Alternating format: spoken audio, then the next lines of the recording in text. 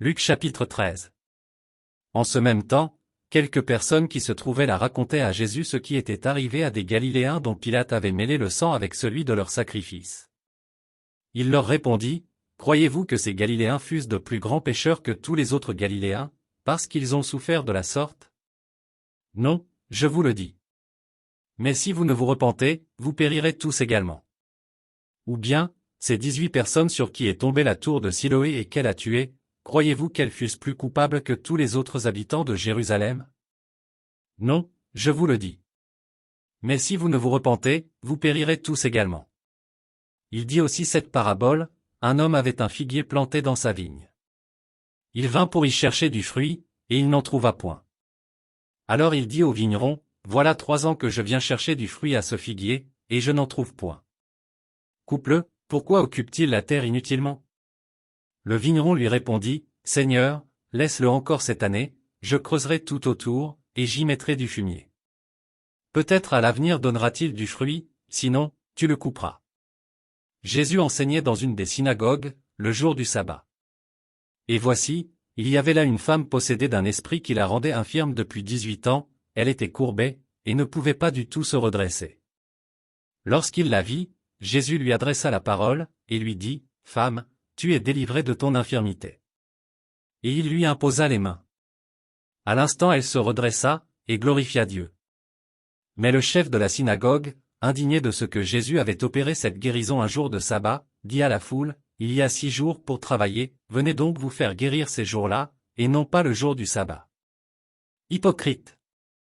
Lui répondit le Seigneur, est-ce que chacun de vous, le jour du sabbat, ne détache pas de la crèche son bœuf ou son âne, pour le mener boire?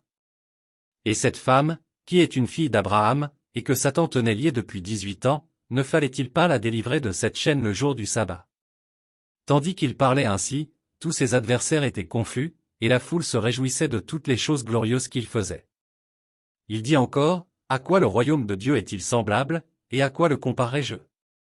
Il est semblable à un grain de sénévé qu'un homme a pris et jeté dans son jardin, il pousse, devient un arbre, et les oiseaux du ciel habitent dans ses branches. Il dit encore, à quoi comparerai-je le royaume de Dieu? Il est semblable à du levain qu'une femme a pris et mis dans 3 mesures de farine, pour faire lever toute la pâte. Jésus traversait les villes et les villages, enseignant, et faisant route vers Jérusalem. Quelqu'un lui dit, Seigneur, n'y a-t-il que peu de gens qui soient sauvés? Il leur répondit. Efforcez-vous d'entrer par la porte étroite. Car, je vous le dis, beaucoup chercheront à entrer, et ne le pourront pas. Quand le maître de la maison se sera levé et aura fermé la porte, et que vous, étant dehors, vous commencerez à frapper à la porte, en disant, Seigneur, Seigneur, ouvre-nous. Il vous répondra, je ne sais d'où vous êtes. Alors vous vous mettrez à dire, nous avons mangé et bu devant toi, et tu as enseigné dans nos rues. Et il répondra, je vous le dis, je ne sais d'où vous êtes, retirez-vous de moi, vous tous, ouvriers d'iniquité.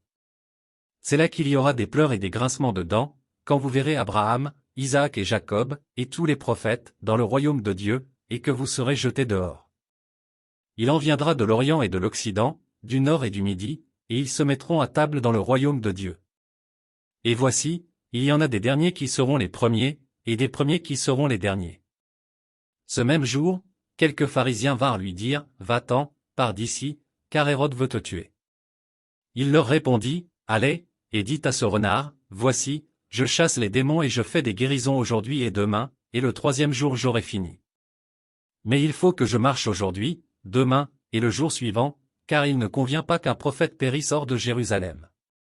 Jérusalem, Jérusalem, qui tue les prophètes et qui lapide ceux qui te sont envoyés, combien de fois ai-je voulu rassembler tes enfants, comme une poule rassemble sa couvée sous ses ailes, et vous ne l'avez pas voulu. Voici, votre maison vous sera laissée, mais, je vous le dis, vous ne me verrez plus, jusqu'à ce que vous disiez, béni soit celui qui vient au nom du Seigneur.